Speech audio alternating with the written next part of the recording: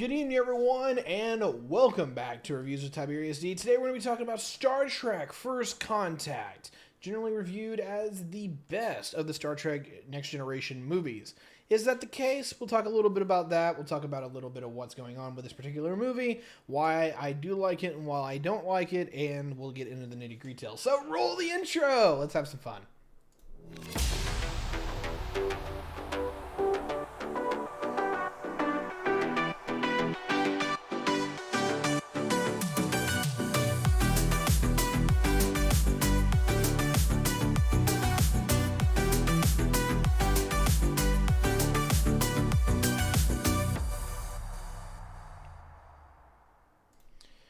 All right, everyone. Yes, welcome back. I hope you guys enjoyed. Now, I didn't plan on doing Star Trek this soon, or particularly any of the specific movies. But I noticed that YouTube was allowing pretty much at least all the TNG movies are available free without or with ads on YouTube. And so, if you guys are interested, check that out. I did watch Undiscovered Country not too terribly long ago, but I don't know if that's still the case. So yeah, feel free. Look at the Star Trek movies whenever you get a chance on YouTube. At least the original 10 for a while there have been viewable at one point or another, free with ads. And so if you want to watch it, the ads aren't too terrible. At least generally more of the time they're not. So yeah, sorry, my eyes are bothering me all of a sudden here. It's always the reviews, always driving me crazy. We're gonna watch a little bit of this, and the reason why. So I want to test this out. We've done reviews that are just me talking about the stuff. We've done reviews where we have some excerpts, largely with the Creo one. I want to talk a little bit about the view of this movie, and we're going to see how well, we're going to go see how well free use or fair use comes into play here. We're going to test it out, see how it works. I'm going to play some audio clips. I'm going to play a little bit of the video itself, talk about what's going on here. And so without further ado, we're going to start with the general start of the movie, and I'm going to talk about why there's certain things I like, certain things I don't. So without further ado, let's get into it, shall we?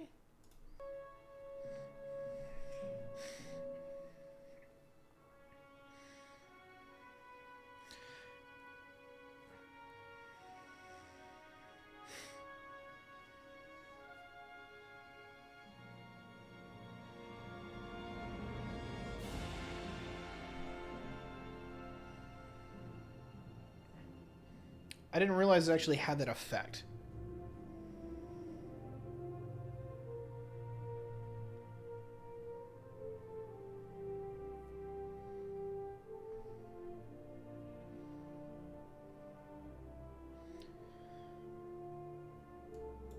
Okay, so I just wanted to play a quick clip. We'll see how well the YouTube flags that one, because I'm just going to ensure it's got music, it's got the video, it's got all this. It's got names, Paramount. First thing I want to talk about, just in the intro, because the intro is huge. You open up, you see the promo title, or excuse me, you see the opening company logos. You're always going to have that, but then it flips to the title card. And I'm not a fan of this kind of thing. And I'm really glad this is something that's fallen out of favor in the last 20 years, is that you're promoting what the thing is before you see it. And my thing is, like, you know that you're coming to see something when you go to the movie theater, when you click on to watch this kind of thing. This is always a little bit over redundant. Pull me into the action. Pull me into the movie. Pull me into the scene. And that is not what this does, is that it opens up. Now, in the defense of First Contact, and particularly some of these more Star Trek shows, is that you're familiar with the cast, familiar with the crew. You see Patrick Stewart, Jonathan Frakes, maybe sometimes that you guys... you see this kind of thing, you're amped up. Hey, the crew's back. Here we go. It's just like watching the intro for the show. I'm not sure if this is actually something good. I'm going to say, just in the general review of this particular movie, this is not something I approve of. I think a far better opening for this would have been the just jumping straight in the open scene from the credits. And we're going to do that right now, because this is actually a really decent opening scene. And so let me get my things right here. Go.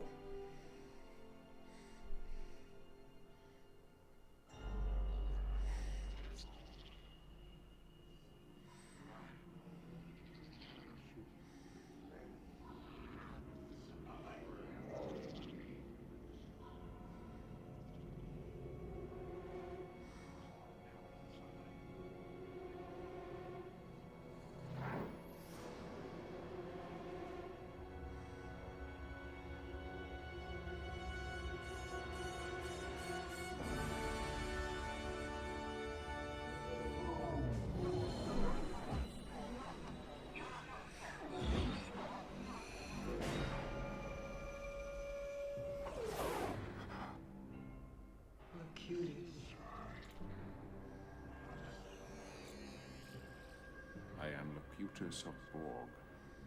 Resistance is futile.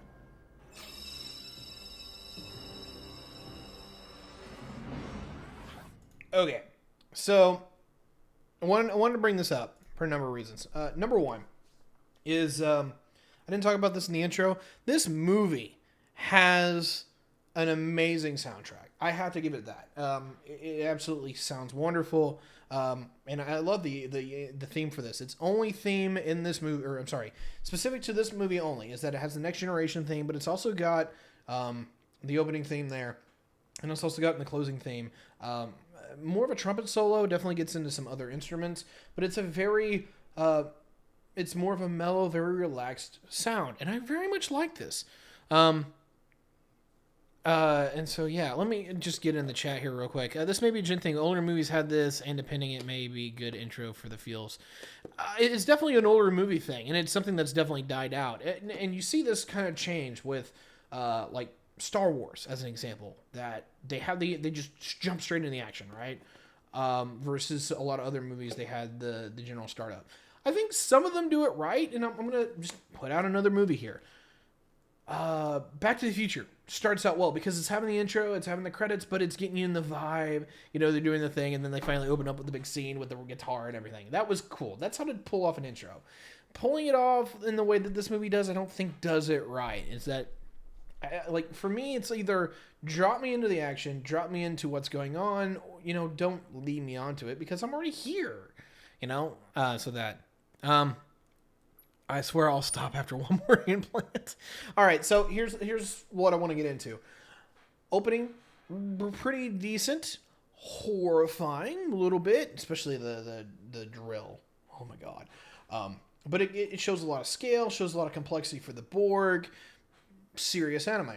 Okay, cool, fantastic. So, gonna be a Borg-centric kind of thing. It's gonna be happening. It's gonna be a good old time. Picard basically starts out with a nightmare. I like this movie in the regard that it tries to be basically, it's a sci-fi horror movie. So it's got action, sci-fi, horror. 100% okay with this. Is anyone a 40K fan here? You totally can do this. It works really well. Great plot element, great story element, fantastic idea. Go for it. The problem is that this movie eventually dissolves into 2, if not 3 movies. The first part, largely can be considered the prologue, which is, just to kind of like skip around here for a second here. You've got Picard talking to, you know, the Admiralty. Hey, we're the best ship in the fleet. We're a whole brand new ship, ready to kick ass and take names. The crew is out there. Oh, we're patrolling the neutral zone and all this. Oh yeah, this scene's fantastic. Wait, why are we chasing comets? You know, it's great. The problem is, you start with a little bit of horror. Maybe you can lead into it later because you're starting off on the good things. This isn't a bad thing. But to me, this whole first 10 minutes is more of a prologue than it actually is the show. And to some degree, the intro sets this up. You're just getting reaccustomed. So it's not a horrible choice, but it's not, I don't think it's the correct choice. And so, Frakes, if you ever watch this, I don't think it's bad. I don't think it's horrible. I don't think you completely missed up the joke here. Looking good here in the scene, by the way. I'm more talking about, and just the general pacing is that we get the better part of, it's about 10 minutes of prologue of just building up into it. And then we finally get into the movie. You get the whole thing about disobeying orders and that Picard's being sidelined. Okay. There is a great plot element here, and is very related to this. And so, I'm not going to say this is a complete... I'm not going to say this is the wrong choice. The overall to be had here is that while the setup is going on... Oh, great. It's going to try to run it out on me. While the setup is largely going on, is that you get some backstory for Picard, because this movie is largely going to focus on Picard. That doesn't hurt. It's fine. It hurts when it gets into the devolving part of this movie. Is that Largely, this is going to be dealing with the trauma of the best of both worlds. Now, there was a bit of this that we had in episode 2 of season 4 where Picard goes home. But it was one episode and it was done. And literally towards the end of that season, you've got the Drumhead trial where Picard's like, no, I've completely recovered. And you're like, what? Are you fucking kidding me? So that kind of, is a little bit ridiculous. This kind of brings it forward full. Picard is fighting the Borg once again. And there's a few people within Starfleet that question his leadership. That is believable. But also, a lot of the argument is within what Riker is saying, is that, no, you're the guy who's like most qualified to fight the Borg. And to a large degree, that is vindicated in the Battle of 001. Goddamn ads. Fuck. I've got to let that run, so I'll just let that bullshit run so I can skip. Anyway, I'll bring this up here in a second, but in the Battle of 001, or Sector 001, excuse me. Oh, hey, literally the right scene. So I'll play it. Is that Picard is like, hey, just shoot this fucking target. It's not a vital system, not anything. Now the question is that is it a vital system that no one knows about, that Picard is hearing because of somehow he's still got a link?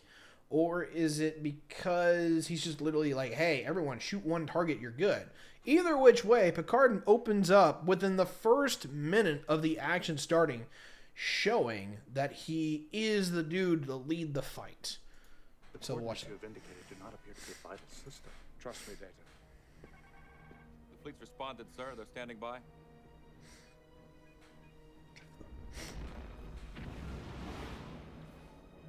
Fire.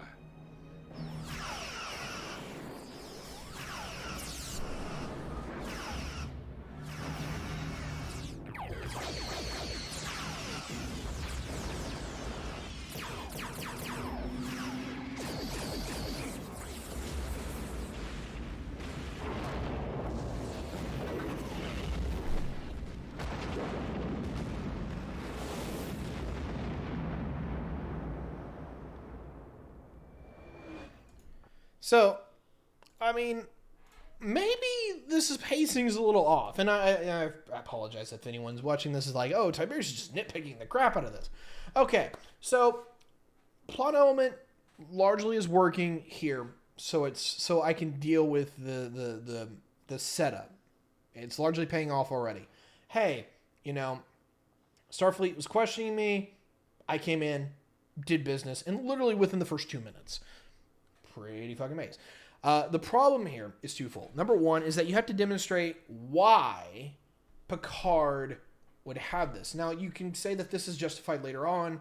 We'll get into the particular scene of Picard losing his collective shit against the Borg. But at least opening up is that it completely counteracts the narrative. Not to say that's a bad thing.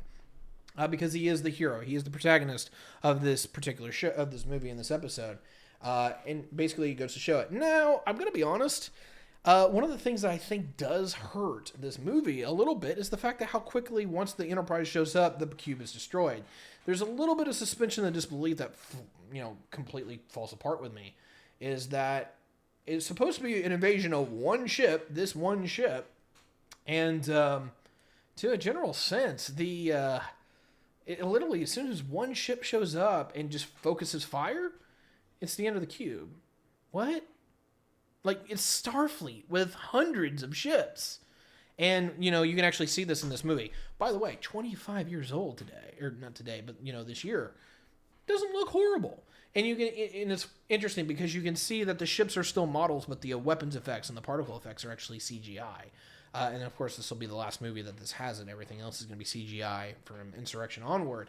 But in a nutshell, you get the blend of the old and the new, and it actually looks relatively good even to this day. And so that's kind of cool. That's pretty cool. So the effects are good, sound design's great. The cinematography's great. I'm just gonna go back to this real quick. This scene, just Picard like fire, taking charge.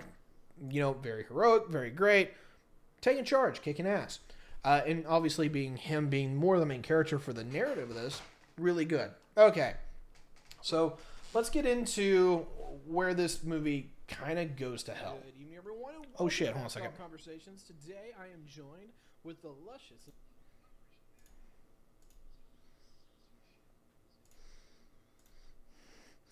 I apologize for that. I was editing a video from the Operation Madman conversation that we had earlier because I forgot to kill the recorder. So I had to fix that, and that was that telling me, hey, it was done, because it just auto-plays. Anyway, without further ado, go check out that, by the way. It was a wonderful conversation on censorship. Anyway, so Picard taking charge. I want to skip to a point that where this kind of goes to hell. Number one, they get time travel in. Time travel is always a pain in the ass. You can do it, but you have to do it right. And they literally, within the first 12 minutes, there's 13 minutes, we're bringing time travel into this. Okay. Roll it in. You have the attack on Zephyr Cochrane and the missile base. Bam, bam, boom, gone. All right, so good and bad. The bad here is that I think this movie really starts going to crap in one major way, is that it becomes two movies. And I think this hurts the movie overall because it has a massive tone imbalance. And I'm not saying that having different tones in a movie is a bad thing. It can be very good when illustrated correctly, but I think this movie misses the mark completely, and we'll get into why as we go along. But this is where movie 2 starts, and that is the movie of not Picard, but Zephyr Cochrane. Because Cochrane is basically going to go through what is the combination of a redemption, coming-of-age story. We get introduced to him, he's a drunkard, he's a piece of crap. You see him, and then you get introduced to him as it goes along, and he's no one's hero. He's not a guy that you want to root for. He's not a guy that, is that. And this is supposed to show the difference between, like, a more primitive humanity that Star Trek likes to talk about versus a more evolved humanity. The problem with the tones is that it's completely backwards. The future is supposed to be the evolved humans, the greater sensibilities, and of course with Picard, that is going to be the exact opposite of what we see, where you largely have both of these characters, which are going through very human flaws, be the antithesis of what Star Trek is kind of about, in the regard that Picard is supposed to be a highly evolved humanist, superhumanist that is not necessarily flawed, but moreover knows what to do during the right thing and everything. Now, it's fine to have these flaws, especially when you have a traumatic event, but the entire point of the movie breaks down in the context of the universe itself, and there's clashes that happen. Okay, so getting into this, movie 1 starts. This is where you meet Cochrane. He's like, come on, Lily, let's go have a drink, Oh, wait, we just had drinks. We need to go to bed. Place comes under attack. Bad things happen. Enterprise saves the day. Oh, my God. The only problem is skipping around with this is horrible. If you watch it straight through, you'll barely get any ads, but if you skip around, it will hate you, and it will just make ad after ad after ad. But yeah, the place comes under attack, and you realize they're here to stop First Contact. So, method of the plot, First Contact's the point of this movie. Ad blocker for the win. I may not have it on this browser, so that might be my fault. But I'll table that for a moment. Okay. Words. Anyway, getting on to where we're going here is that you have the attack and you have the method of this movie, the title card, First Contact. We're talking about the day that humanity found out that they weren't alone in the universe. Wonderful plot idea. This is the problem with this movie as we go along. Tone and conflicting narrative. And that is, in space, you have what is supposed to be a highly evolved, highly sophisticated civilization that is the product of what is going to happen during this movie. And yet they are actually the dark horror setting, with the Borg actually taking over the Enterprise and killing people and whatever. And it's not made.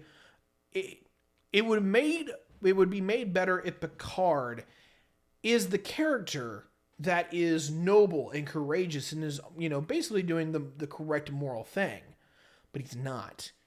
And you'll get towards the end of this where I'm going to just try to skip ahead to see if I can get to that scene.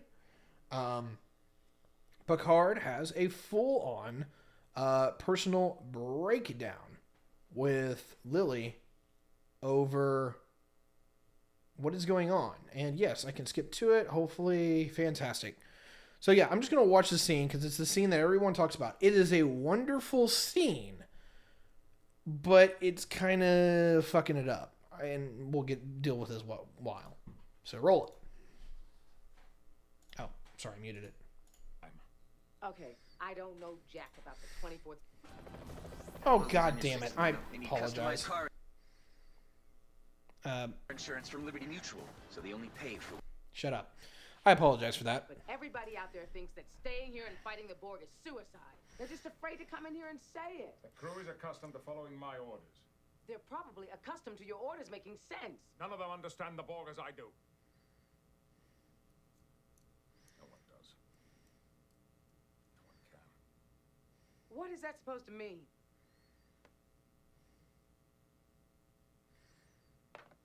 6 years ago, they assimilated me into their collective. I had their cybernetic devices implanted throughout my body. I was linked to the hive mind. Every trace of individuality erased. I was one of them. So you can imagine, my dear, I have a somewhat unique perspective on the Borg, and I know how to fight them.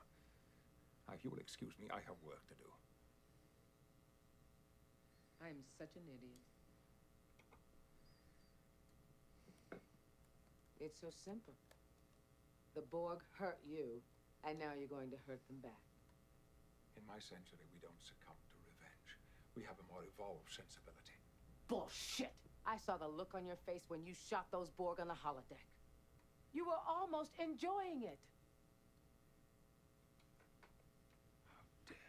Oh, come on, Captain. You're not the first man to get a thrill from murdering someone. I see it all the time. Get out! Or what? You'll kill me? Like you killed Ensign Lynch? There was no way to save him. You didn't even try. Where was your evolved sensibility then? I don't have time for this. Oh, hey. I'm sorry. I didn't mean to interrupt your little quest. Captain Ahab has to go hunt his whale. Okay, and the reason I'm stopping is because this actually gets into conversation with I don't need to go further because that is the selling point. Pretty intense scene for Star Trek. That's not where it gets overly intense. And Osiris, if you haven't watched this, let me see if I can actually jump a little bit here.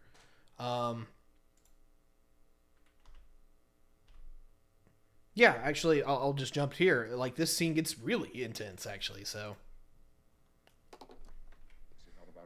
Liar! This is about saving the future of humanity. Jean-Luc, blow up the damn ship! No! No! I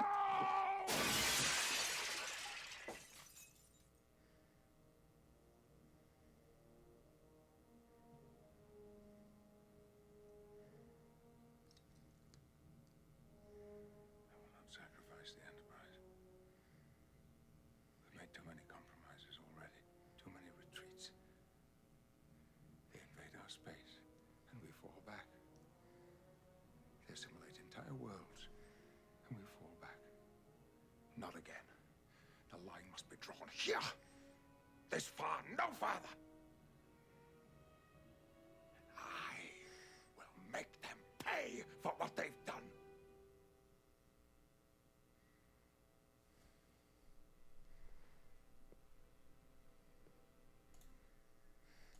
Okay, and even with chat, with chat, you guys are getting into it.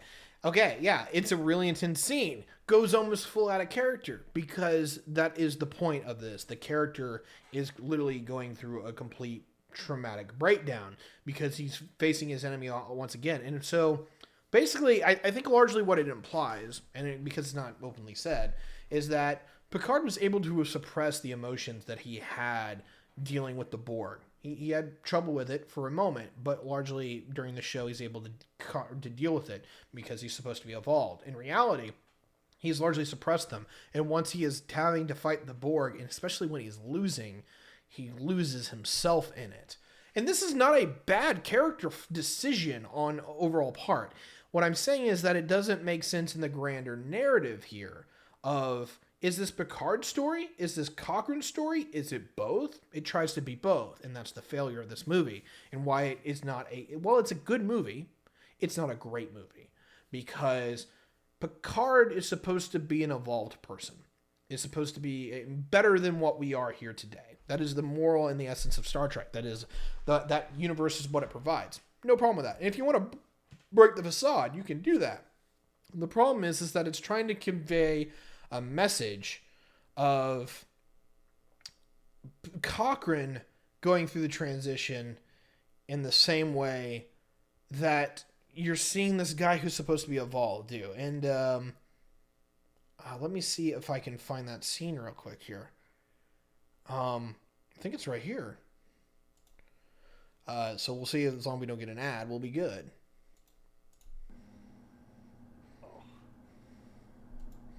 Look at that. What, you don't have a moon in the 24th century?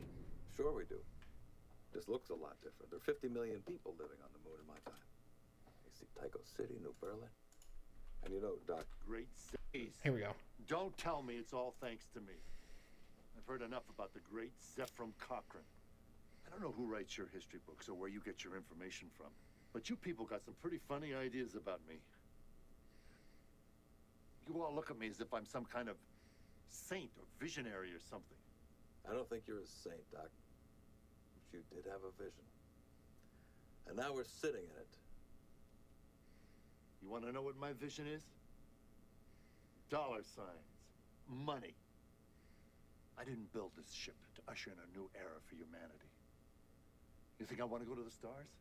I don't even like to fly. I take trains. I built this ship so that I could retire to some tropical island filled with naked women. That's Zephram Cochrane. That's his vision. This other guy you keep talking about, this historical figure, I never met him. I can't imagine I ever will. Someone once said, don't try to be a great man, just be a man. And let history make its own judgments. It's rhetorical nonsense. Who said that? You did, 10 years from now. Two things. Number one, I love that quote. And it's actually something I've remembered even since I was a young man, when I think I rewatched this for like the third time. It's hard to be a good man. It's hard to be perfect. And this is something that sticks with me, is that sometimes just don't worry about it. History's going to make its own judgments anyway. We definitely, like, you can see this in the particular political conversations that we have today. Well, George Washington isn't good enough. He owned slaves. Let's tear his statues down. Fucking Christ. But in a general sense here, is you get the sense of this character, Zephram Cochrane, who is supposed to be just like us, flawed, particularly in the world that he lives in, post World War III. A lot of things aren't working. People getting murdered, which is what Lily's talking about. Very flawed character, and this character will go through the journey where he appreciates the world that he's stepping into, and it's largely his redemption and coming of age, if you will. It's largely his redemption coming of age story, where you get to see this man become someone greater than what he even imagined himself to be. And I'm going to get to that here in just a second. I'm just trying to deal with the ads, and I apologize, but we're just trying this out for the first time, so it wasn't going to work out exactly the way we wanted it to, right? But this character goes full circle in the way that they need to. Introduced. It's not one of the main cast, but it's introduced, and you have this where I'm kind of an asshole. I'm kind of a jackass. I'm not the guy you want to root for. And then it all pays off with this scene.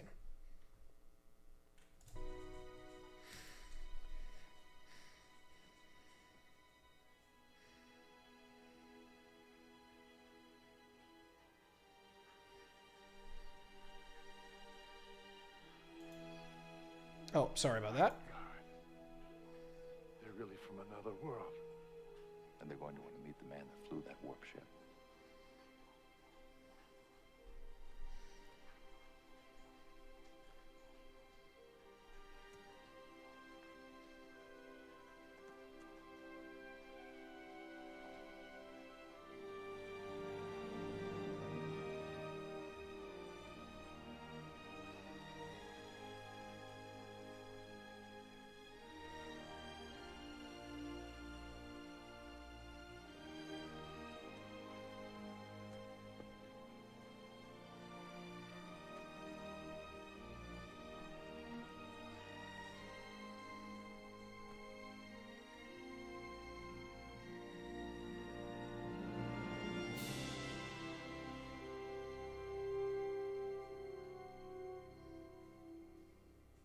Live long and prosper.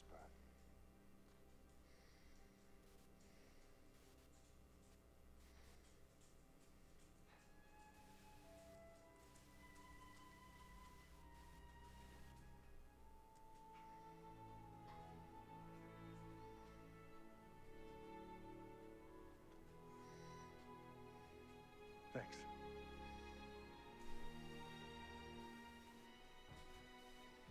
I think it's time we made a discreet exit. Okay, sorry about that. I'll hopefully my messages there were fine.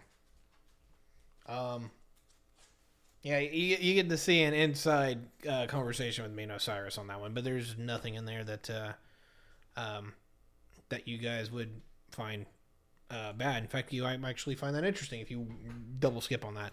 Okay, anyway, so Cochrane's character goes full circle. Starts out as the character that you don't want, largely as forced in the hero's journey, and becomes somebody that, you know, through both his actions and completing his vision, is that he is able to walk into a world greater than what he found. And it's largely implied that even in the pursuit of wealth and naked women, as they put it, is that he actively brings about a future that even once he realizes what it's capable of, becomes so much of a greater man, in a general sense. And that's kind of a very positive Star Trek message that Star Trek brings. And that's a wonderful thing.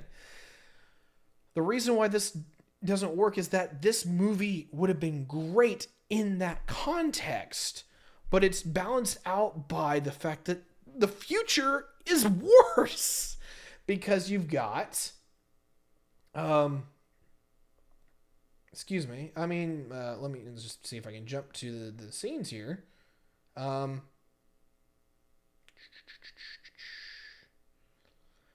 You've got the Enterprise fighting these, or the Enterprise crew fighting the Borg, which are these horrifically scary, guys that make the future look terrifying as all hell. And I'm not saying that the Borg are a bad villain by any means. They're great. As I started at the beginning of this movie, future sci-fi action horror, wonderful choice. 40K is successful because of this. The problem is that it's literally trying to paint a picture of an evolved humanity that is better, Picard being basically a massive hypocrite when it comes down to this. It demeans the main character and actually supplants it with a newer character that you will only see during this movie in one episode of Enterprise. It fucks up. It just fucks it up. Because it's not that Picard couldn't have this story.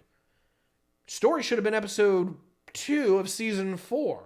If not, maybe that entire season is Picard literally dealing with the trauma of dealing with the Borg. Now, they bring it up for this movie. Not a bad call. But the problem is that all of this extra stuff that's going on with Cochrane completely distracts and destroys the tone of that, where this movie needs to be Picard's journey in dealing with his trauma, because trauma is a very, very important thing that you have to deal with. And it's hard. It's really hard to deal with trauma, especially when your trauma is dealing with an enemy that is like this. Perhaps we should just knock.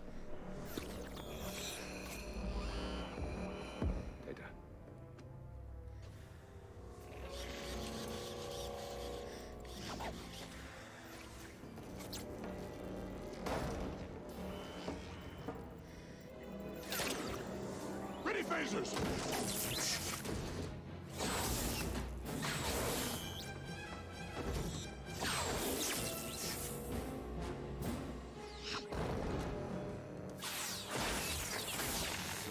Data, cover me.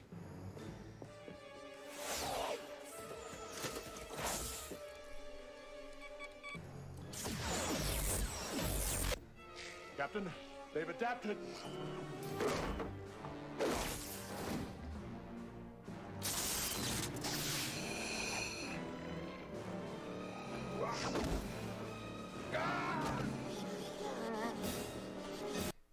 And if anyone doesn't know, snaps it. The worst human manipulator. That's about humans. Yeah, in a large degree, yes. So again, setting isn't bad. The problem is setting versus setting, tone versus tone, plot versus plot, is that they actively conflict and they destroy the greater whole of a narrative that this movie could be. And I'm not saying, look, again, I'm going to put this forward because this is largely going to wrap up this. We've already been going for about 40 minutes. This movie is not a bad movie. It is the best of the TNG movies, which is both good and bad. It's kind of sad, honestly, in a little bit. And look, nothing against Jonathan Frakes for directing this. He does a good job. The cinematography is great. The Barg are terrifying. They look generally horrifying. You wouldn't want to mess with that. The general plot details, as far as what happens and the pacing of the movie, is pretty solid. The interaction of Data and the Queen gets a little creepy, but hey, whatever. But Picard is explored okay. Data is explored actually better than Picard is in some regards here. The problem is, and this is a problem that TNG has in general, is that it's trying to balance too much on its plate. And it doesn't nail down and drill down into some of the more, some people would call them mediocre scenes, or the more fluff scenes that a movie needs to have a full transition in the meaning of that movie. So here's what First Contact would have had to have done to be a great movie. It would have done one of two things. One, it's Star Trek First Contact. The Borg come back to stop, and you don't even have to be the Borg. It could be anyone. Somebody comes back to try to stop First Contact, because everyone would want to do that. Because you stop the Federation from being a thing. You stop humanity from making this wonderful progress. Let's just say that happens. Bad shit happens. Cochrane comes down, or you come down, and Cochrane is exactly the guy he is. You know, they save it. He doesn't want to do it. He's scared shitless of whatever happened. That kind of thing. He's resistant to it. And the crew is trying to make this all happen. And, all you have to do is make Cochrane a little more stubborn. It's just like, well, I was going to launch it, but now I don't really even want to. Especially when shit's getting shot at me because of it. From the future, whatever. That could have worked. 100%. And so you have this flawed character, this flawed human being is the focal point of the movie, where humanity, the extra scenes, the filler of this movie would have been exploring the launch site around him, where you see a little bit of it, where Deanna's drunk and whatnot, but largely it would have been the Enterprise crew, which are supposed to be these better evolved human beings, dealing with what is either somewhat people of our level or maybe even a little bit more degraded. Remind you, after World War III, a lot of stuff is fucked up, right? What largely we're dealing with here is that this should be either a more nihilistic, pessimistic, cynical, negative, I don't know what word you want to use, but it should be a relatively society that no one's really going to want to root for, right? And it is the quintessential humanist experience that humans are great and they are capable. That is the message here. That when given the opportunity, humanity has the ability and the capability to rise if given that opportunity. And that is his story in a nutshell of what you want to do. And that could have been done. And to some degree, that is done through this movie. I think Cochrane's arc is actually the better part of this movie. And the only problem is that you just need to ground that more in the setting where you see more of people starving. Bad things happen. Somebody gets murdered. The rocket parts aren't working because they don't really have a functioning society They basically, they're about to launch and then something blows up. Somebody dies. Bad things happen. And it shows the world that they're going to leave behind come the end of this movie that says, that helps sell Cochrane's change, that he's a product of his environment. This is kind of the quintessential note of humanism. Humans are great, humans are capable, but they are products of their environment. And so Cochrane lives in this world that's really shitty, terrible. And it's not until he's given a little bit of a vision from the people of the future and what humanity can be, along with some major character moment that goes into showing him the possibilities. Part of it's the rocket flight himself, where he's like, whoa, that's Earth? Wow. Part of that is there, but it largely misses a point where he has to make that fundamental personal choice. This is one of the big reasons that this isn't a great movie. There's no point where Cochrane goes, I have to do this. You don't get that character selling moment where he goes from, I don't care, this is only about money, this is only about this, to this is important and I should follow through with it. You don't get that. A little bit you get the whole hangover after he gets phasered where he's just like, all right, we're going to do this, but he's dragging along. That's not a horrible thing. That works somewhat, but it's more half-bucketed. I think something, honestly, the thing that really could do this as a rewrite is that having the character of Lily, is that Lily helped build the rocket, Lily helped do all these things. And the defining moment for the movie would be something goes wrong, somebody's trying to steal from Cochrane or somebody else while they're trying to rebuild the rocket, and Lily dies. And Cochrane has the moment to go, he can give up on everything because the person who's been his right hand is now gone, or he can say, I'm not going to let this happen again, that the future needs to come, and if this is what ushers it in, then I will gladly take this flight. And something of that regard is what this movie needs to make it. You need to sell the plot, to sell the setting. This sucks. And it finally comes to a climactic event that forces the character to go yes or no. And of course they're going to be yes because of the hero character. Flies off, has the rocket, leads to first contact, ending of the scene. Everything is great and groovy. Heroes take off, end movie. This part does that better than the other part. Now we're going to get to the other side of this. Picard's movie that we have in here. This one's not done nearly as well. And it's set up good. The plot points are there. But again, it kind of fails. And the reason why is that it is trying to juggle, which is not good. And it largely is largely implied. Excuse me. It's largely implied that Picard goes full circle with trying to rescue Data. Not necessarily a bad call. Again, good movie, not great. What needs to happen to make this movie great for Picard's movie, if you were just going to make this out, is that you don't have them going back to the past and all this other stuff, is that Picard's back is against the wall, very similar to what they have. And again, this movie doesn't miss the mark by far. That's the sad part about this movie, is that the Enterprise getting taken over by the Borg, his ship, 100% right call. Absolutely. Getting pushed back, deck by deck by deck. Absolutely right call. The problem that you have with this is that you have Picard snapping and it's abandoned ship. And that's the thing. That's the problem. Is that there needs to be a more humanistic way of trying to beat the Borg. Because largely what it is jump off, blow up the ship, and just all hands abandon ship. Not a horrible way, but not necessarily what this, if you will, what I think Star Trek would aim for. Now, granted, I hate this episode that I'm going to reference, but it works.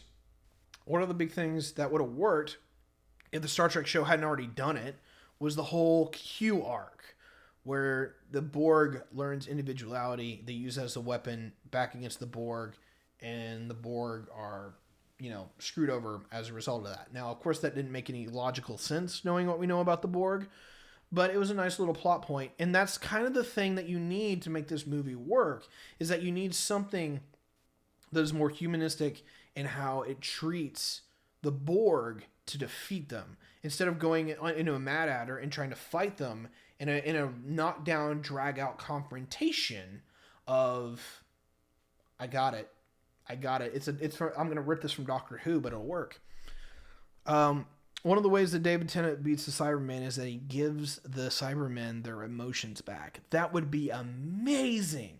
You could literally cut, edit, paste this in, and that would have sold this. Is that, hey, how do you defeat the Borg? Turn off the thing that makes them the Borg, that makes them human again. Give them back their emotions, their will. You figure out a way that, your back's against the wall. You've got one desperate mission to do. What do? You can't beat them in an outright knockdown, drag out fight, but if you can change the name of the game to where the Borg have lost the collective, as an example, and they all have their own individual thoughts and feelings again, win. And that's the option that you have here.